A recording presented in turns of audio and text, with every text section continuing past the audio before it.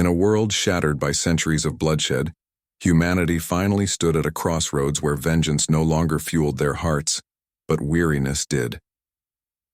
The ashes of war had blanketed cities, families were torn apart, and the cries of loss had become too deafening to ignore. From ancient kings to modern leaders, everyone had once believed that power lay in domination. But now, survivors whispered a different truth. Peace is the ultimate rebellion.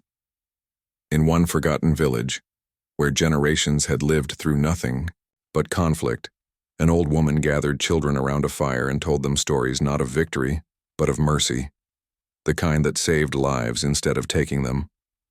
Her words began to echo beyond the village, passed down from traveler to traveler, awakening something fragile yet powerful in every listener. The belief that maybe, just maybe, choosing not to fight was braver than any battle cry. Thus began the quiet ripple of a revolution. Not with swords, but with silence. Not with generals, but with storytellers. And in that silence, the world began to remember how to heal.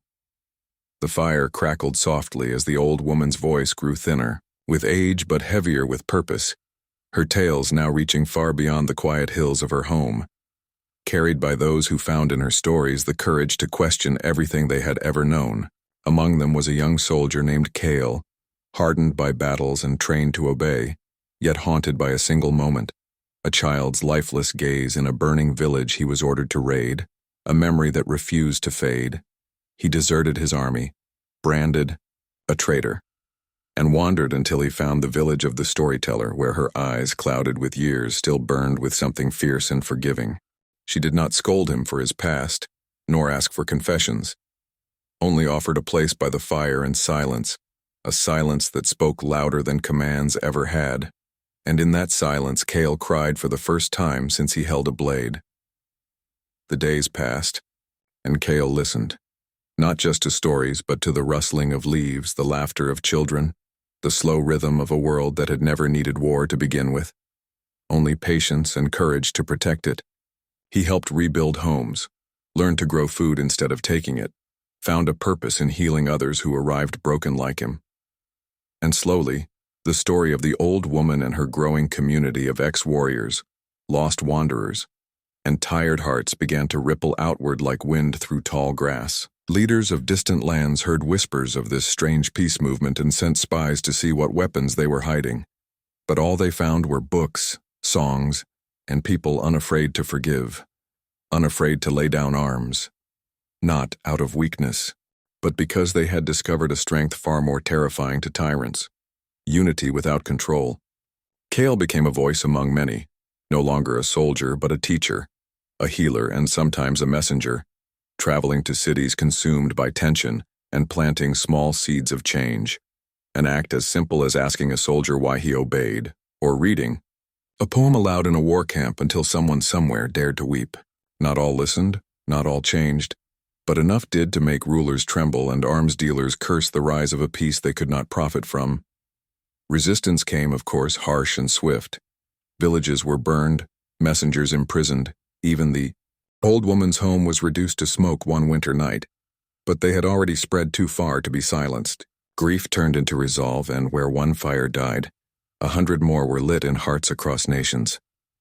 In underground shelters, in quiet meadows, in the eyes of children born during ceasefires, the vision of a world without war was no longer a dream, but a decision being made one soul at a time. And though Cale mourned the loss of the woman who had once simply offered him silence, he carried her legacy like a torch through the darkest corners of mankind's madness, knowing that the greatest revolution would never be televised or glorified in history books, but whispered from one scarred survivor to another, passed down like ancient wisdom, until the day the last weapon rusted beneath a tree, forgotten by a world that had finally chosen to remember how to live. Years passed, and the idea that had once been a spark in a forgotten village had become an underground current pulsing through the heart of civilizations, carried by those who refused to let silence mean surrender, who had come to understand that peace was not the absence of conflict, but the presence of understanding. Cale, now older and weathered, traveled with a worn satchel of stories, maps of old battlegrounds now turned into farms, and letters from children who had never heard a bomb fall, who called him Uncle Peace in their innocent scrawl. He moved from city to city, no longer hiding from soldiers but walking openly into council halls, meeting rooms, and once hostile territories where people now listened, not because of fear or obligation, but because they had seen with their own eyes what peace could build. A city block once filled with rubble, now lined with gardens. A border once filled with guns, now filled with trade and song. Yet peace was never safe. It was fragile, vulnerable, often targeted by those who thrived on division. And Kyle knew this better than anyone, especially after one of his closest friends, a poet named Mira, who had once diffused a riot with nothing but a story, was assassinated mid-performance in a crowded plaza, her blood staining the pages of her final poem.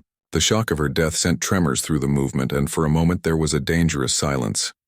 Not the healing kind, but the kind before a storm, the kind filled with questions like, is it worth it? And how many more must we lose before they understand? Cale stood in that silence and felt the weight of it crush his chest, but then he remembered the old woman, her fire, her voice, her resilience, and he knew they could not allow grief to turn to rage. Not again. Not ever. He organized a march in Mira's name, not of anger but of memory, where thousands walked barefoot through the capital, holding candles and repeating her final words like prayer. We are not here to fight, we are here to remind.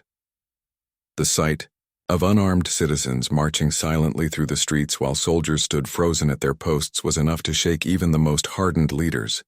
And slowly, cracks appeared in the walls of the old regimes. One by one, commanders laid down their arms. Politicians began to speak of reconciliation, and artists filled the streets with murals of unity that no amount of propaganda could erase. Kyle watched this unfold with a quiet humility, knowing that peace was not something he had created, only something he had protected, like a gardener shielding a sapling from storms. Yet even in those moments of progress he stayed vigilant, because the war machines were never far behind, always lurking in the form of greed, pride, or fear, always waiting for the world to forget again. He traveled to remote regions where conflict still brewed, met with rebel leaders and warlords, not to plead or threaten but to listen, to understand their pain, their histories, their truths, because he had learned that peace cannot be forced, only offered like a hand, open and steady, waiting to be taken. Some rejected it, spat on it, called it weakness, but others, quietly, cautiously, reached out, and that was enough. In one mountain village, a general who had ruled with iron for decades wept at the grave of his brother and handed Cale his medals, saying they never brought him back. Moments like that, small and unseen by the world, were what kept Cale moving, kept him believing even when his bones ached and his breath came slow. And when the day came that Cale could walk no longer, when his voice had grown thin like wind, through reeds he returned to the place it all began, the village where the fire once burned and the old woman once told stories. It had changed now, rebuilt with love and soil and laughter, and there in the center children gathered once again, not around a fire but under the sky, where Cale sat with them and whispered stories of the world that was, and the world that could be. And when he finally closed his eyes for the last time, the wind did not howl with sorrow, but sang through the trees, carrying his memory like pollen across the earth. And the children, now keepers of his stories, stood tall and brave, knowing that the choice had always been and would always be theirs to make. War or peace, silence or voice, fear or love. And they chose, as those before them had, not to raise their hands in anger but to open them in hope.